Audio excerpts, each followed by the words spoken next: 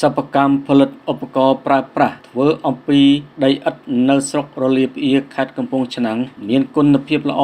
និងទទួលការចាប់អារម្មណ៍យ៉ាងខ្លាំងពីប្រជាពលរដ្ឋសិប្បកម្មផលិតឧបករណ៍សេរ៉ាមិចធ្វើអំពីដីឆ្នាំងមួយកន្លែងស្ថិតក្នុងភូមិបាញ់ឆ្កូលភូមិជ្រៃបាក់ស្រុករលាផ្អៀបានរីកចម្រើនប្រសើរច្រើនរយៈពេលចុងក្រោយនេះដោយមានអតិថិជនគាំទ្រច្រើនទាំងខ្មែរនិងបរទេសជាពិសេសក្រសួងពាណិជ្ជកម្មដែលតែងតែមកនាំផលិតផលទាំងនេះទៅតាំងលក់លើទីផ្សារក្នុងការតាំងពិព័រណ៍ផ្សេងៗដែលធ្វើឲ្យកាន់តែមានអតិថិជនបានស្គាល់ស្នាដៃខ្មែរអំពីផលិតផលសេរ៉ាមិចផលិតអំពីដីឥដ្ឋរបស់ខ្មែរយើងស្ត្រីឈ្មោះយ៉ងសុខាម្ចាស់សិប្បកម្មផលិតឧបករណ៍ប្រើប្រាស់សេរ៉ាមិចនៅភូមិបាញ់ឆ្កូលឃុំជ្រៃបាក់ស្រុករលាផ្អៀខេត្តកំពង់ឆ្នាំងបានឲ្យដឹងថាបច្ចុប្បន្នផលិតផលរបស់គាត់មានអតិថិជនជាច្រើនទាំងនៅតាមបណ្ដាខេត្តនិងរាជធានីភ្នំពេញបានបញ្ជាទិញដោយគាត់បានវេចខ្ចប់ផ្ញើ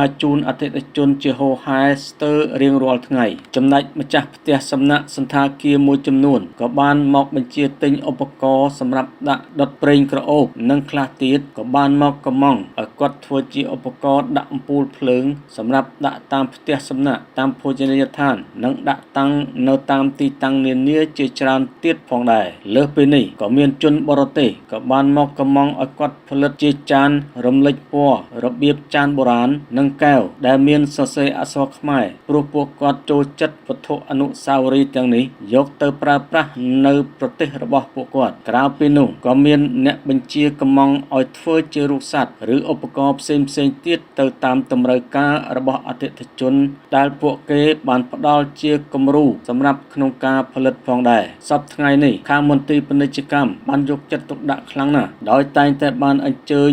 រូបគាត់ឲ្យនាំយកនៅផលិតផលរបស់គាត់ទៅដាក់តាំងពិព័រណ៍លក់ដូរនៅតាមបណ្ដាខេត្តផ្សេងៗនៅពេលមានការដាក់តាំងពិព័រណ៍ភូមិមួយផលិតផលមួយជាដើមនិងនៅក្នុងពិធីផ្សេងៗទៀតដោយឡែកនៅប៉ុន្មានថ្ងៃមុខនេះនឹងមានរៀបចំពិធីច្រត់ព្រះនង្គ័លរយៈពេល4ថ្ងៃនៅក្រុងកំពង់ឆ្នាំងគ្រួសារគាត់ក៏ចង់នាំយកផលិតផលសេរ៉ាមិចនេះទៅដាក់តាំងបង្ហាញដល់ភ្ញៀវទេសចរជាតិនិងអន្តរជាតិនៅក្នុងពិធីនោះផងដែរសិនបើមន្ទីរពាណិជ្ជកម្មខេត្តអនុញ្ញាតលោកសំសំណាងដែលត្រូវជាប្តីនិងជាអាជ្ញាធរឃុំបាញ់ឆ្កូលផងនោះបានឲ្យដឹងថាដើម្បីឲ្យផលិតផលធ្វើពីដីឥដ្ឋឆ្នាំងកើតជាសេរ៉ាមិចទៅបានដំបូងគេយកវត្ថុដែលស្មូនពីដីឆ្នាំងមានដូចជាកែវចានថូពែងប៉ាន់លាក់និងលាក់ទៅដុតលើកទី1មានកម្រិតកម្ដៅ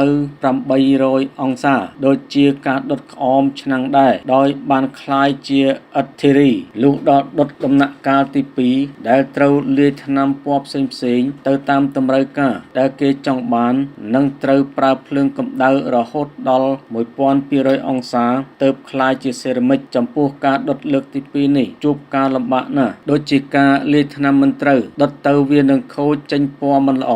ឬទឹកថ្នាំពណ៌ដើរមិនសព្វកន្លែងជាដើមដូចនេះវាអាចខាត់បង់ផងដែរគាត់បានបញ្ជាក់ទៀតថាការផលិតសេរ៉ាមិចជួបការលំបាកច្រើនណាស់មានដូចជាការវាយដីត្រូវរែងយកដីម៉ត់ការស្មូនឲ្យចេញជារូបរាងដែលគេចង់បាននិងការដុតដាក់ពណ៌ជាដើមតម្រាំគាត់បានសម្រេចនឹងទទួលជោគជ័យដូចសពថ្ងៃគឺមានការខូចខាតដោយចំណាយថវិកានិងពេលវេលាផងដែរជាចុងក្រោយក្នុងនាមលោកជាម្ចាស់សិប្បកម្មផលិតឧបករណ៍ប្រើប្រាស់សេរ៉ាមិចធ្វើអំពីដីឥដ្ឋនិងក្នុងនាមលោកជាអាជ្ញាធរភូមិផងនោះលោកសំណូមពរបងប្អូនប្រជាពលរដ្ឋខ្មែរយើងមេត្តាជួយគាំទ្រនៅផលិតផលប្រើប្រាស់ដែលជាស្នាដៃខ្មែរយើងរីឯវត្ថុធាតុដើមសម្រាប់ផលិតឧបករណ៍នេះគឺជាដីឥដ្ឋដែលមាននៅក្នុងស្រុកខ្មែរយើងស្រាប់ប្រើប្រាស់រឹងមាំនិងមានគុណភាពល្អមិនចាញ់ឧបករណ៍ប្រើប្រាស់របស់បរទេសឡើយ